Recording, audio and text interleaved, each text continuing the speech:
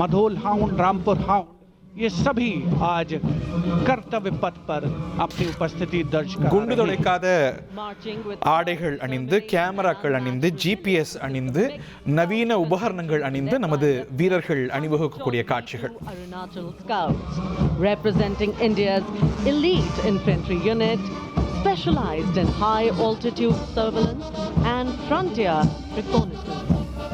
Their measured stride echoes the Army's ethos of service before self. The combined military bands of the Parachute Regiment, Brigade of the Guards and the Rajputana Rifles comprises of 75 musicians. The combined military band, இந்த பல்வேறு படைகளுடைய கூட்டு குழலிசை குழு, Rajput regiment, Assam regiment, Jammu Kashmir light infantry படைப்பிரிவு, artillery படைப்பிரிவு, Bhairav battalion, Sikh light infantry regiment உள்ளிட்டவையெல்லாம் அடங்கிய, அது மட்டுமல்லாது ஒரு கம்பைன்ட் மிலிட்டரி பேண்டும் கூட அணிவகுத்து வரக்கூடிய காட்சிகளை பார்க்கின்றோம். Regiment led by Lieutenant Vikas Khatri, 21 Rajput, which is one of the oldest and most decorated infantry regiments of the Indian Army with over 250 years. ரெஜிமெண்ட்டுக்கும் ஒரு வார் கிரை உண்டு. அவர்கள் அணிவகுக்கும் பொழுது ஒரு வார் கிரை செய்வாங்க. ராஜ்பூத் ரெஜிமெண்ட்டுக்கு ஒன்று, உதாரணத்துக்கு நமது மட்ராஸ் ரெஜிமெண்ட் என்றால் வீர மதராசி அடி கொல்லு என்று அவர்களுக்கு வார் கிரை உண்டு. அதுபோல ராஜ்பூத் ரெஜிமெண்ட்டுக்கோ, அசாம் ரெஜிமெண்ட்டுக்கோ, ஜம்மு காஷ்மீர் ரெஜிமெண்ட்டுக்கோ, சீக் ரெஜிமெண்ட்டுக்கோ ஒவ்வொன்றுக்கும் ஒரு வார் கிரை உண்டு, போர் முழக்கம் உண்டு. அந்த போர் முழக்கத்தை ஒவ்வொரு ரெஜிமெண்ட்டும் அவர்களுடைய போர் முழக்கத்தை இட்டு வருகிறார்கள். அவர்கள் மட்டுமல்லாது scouts and guides, NSS, NCC இவர்களைச் சேர்ந்த வீரர்களும் கூட அணிவகுப்பார்கள்.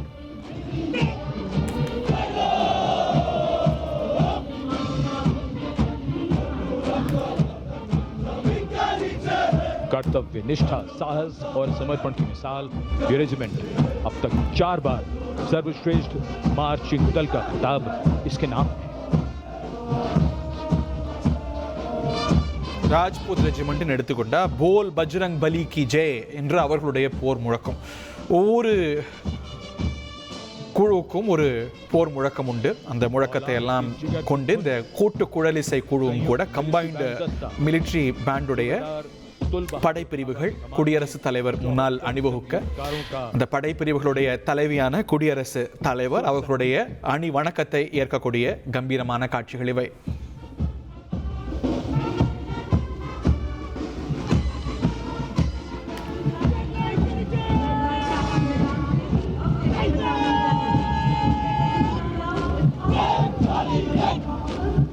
कैप्टन वेदांत सेठी के नेतृत्व में जम्मू और कश्मीर लाइट इन्फेंट्री का दस्ता इसी रेजिमेंट के नायब सूबेदार बाना सिंह हैं, जिन्हें परमवीर चक्र से सम्मानित किया गया था. इस रेजिमेंट को कई पुरस्कार मिल चुके हैं.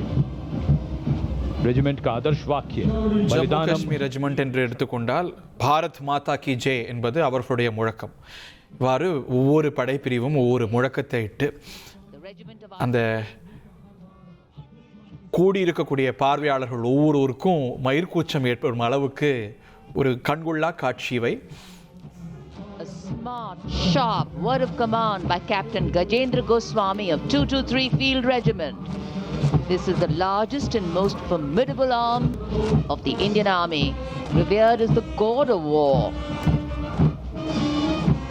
Its motto, Sarvatra Izzat Iqbal, everywhere with honor and glory.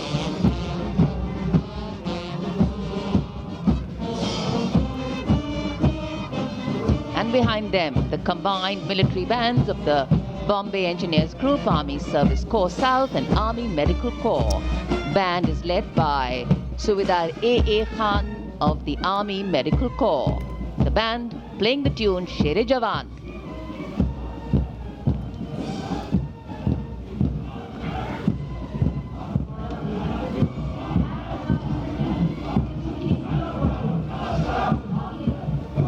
And behind them we have Sher-e Jawan, the 4 Bhairav Battalion, the 6th Light Infantry Regiment, led by Major Anjum Gorkha.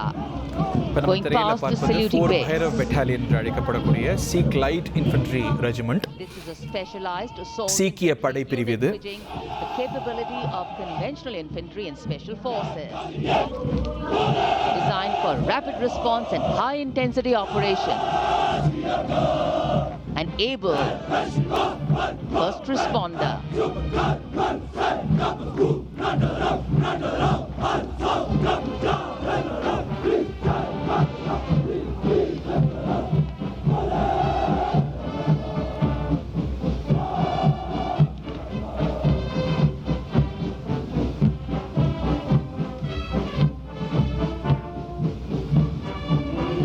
कर्तव्य पथ पर अब கர்த்தவிய பாதையில பல்வேறு சிறப்பு விருந்தினர்கள் அமர்ந்திருக்கக்கூடிய காட்சிகளை பார்க்கின்றோம். இந்த ஒவ்வொரு ஆண்டும் நடக்கக்கூடிய இந்த விழாவுக்கு பல நாடுகளை சேர்ந்த தூதர்களை அழைப்பது வழக்கம். இது சர்வதேச கவனம் பெறும். எங்களுடைய படைப்பிரிவுகளை பாருங்கள், எங்களுடைய படைபலனை பாருங்கள், எந்த அளவுக்கு இந்தியா பீடு நடை போடுகிறது என்று உலகத்துக்கு பறைசாற்றக்கூடிய தினம். இந்த நாள் பல வகைகளில் முக்கியத்துவம் வாய்ந்தது.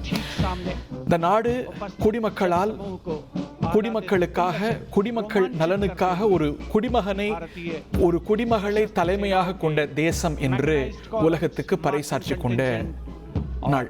ஒரு அரசமைப்பு பால் நடக்கக்கூடிய தேசம் என்று பறைசாற்றிய நாள். அதைத்தான் ஒவ்வொரு ஆண்டும் நாம் குடியரசு தின விழாவாக கொண்டாடுகின்றோம். The forms of government அப்படின்னு பார்க்கும்போது பல வகைகள் உண்டு. நாம ஒரு ரிப்பப்ளிக் என்றால் ஒரு குடிமகன் ஆளக்கூடிய தேசம். Draupadi Murmu குடிமகள். She is the first among equals. அவருக்கு இந்திய மக்கள் எல்லாம் சக குடிமக்கள். ஆனால் இதற்கு மாற்று அரசமைப்பு என்று பார்த்தால் மோனர்கி, மன்னராட்சி. இந்தியா ஒரு குடியாட்சி, ஒரு ரிப்பப்ளிக். பிரிட்டன் போன்று, மலேசியா போன்று, தாய்லாந்து போன்று மன்னராட்சிகள் உண்டு. அங்கே அந்த நாட்டுடைய தலைவராக, ஹெட் ஆஃப் த ஸ்டேட்டாக ஒரு மன்னர் இருப்பார். அந்த மன்னர் வழிதான் அந்த ஆட்சி, அந்த ஹெட் ஆஃப் த ஸ்டேட் அப்படிங்கிற ரெப்ரசன்டேஷன் தொடரும். ஆனால் இந்தியா குடிமக்களுக்கான தேசம் என்பதை பறைசாற்றும் வகையில் ஒரு அரசமைப்பு கொண்ட தேசம். ஒரு சாதாரண அரசமைப்பு அல்ல, ஒரு மிக நீண்ட அரசமைப்பு. இன்னும் சொல்ல போனால் உலகத்திலேயே மிக நீண்ட கான்ஸ்டிடியூஷன் நமது கான்ஸ்டிடியூஷன் தான். 2 ஆண்டுகள் 11 மாதங்கள் பல்வேறு தரப்பட்ட வல்லுநர்கள், மக்கள், ஏன் உலக நாடுகளுடைய இன்ஸ்பிரேஷன்ஸ் என்று எடுத்து உருவான கான்ஸ்டிடியூஷன் அமலான தினம்தான் இந்த குடியரசு தினம். 2.73 கோடிக்கும் அதிகமான மக்களின் உள்ளங்களை வென்ற தந்தி டிவியின் டிஜிட்டல் தளங்கள்.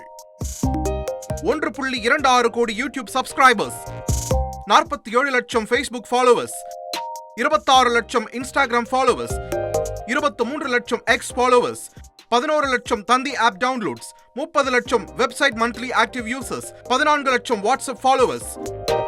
அசுரபலம் கொண்ட எங்கள் டிஜிட்டல் கரங்களில் உங்கள் விளம்பரங்களை சேர்க்க வாட்ஸ்அப் பண்ணுங்க 8939883878. Email advt@dttv.in.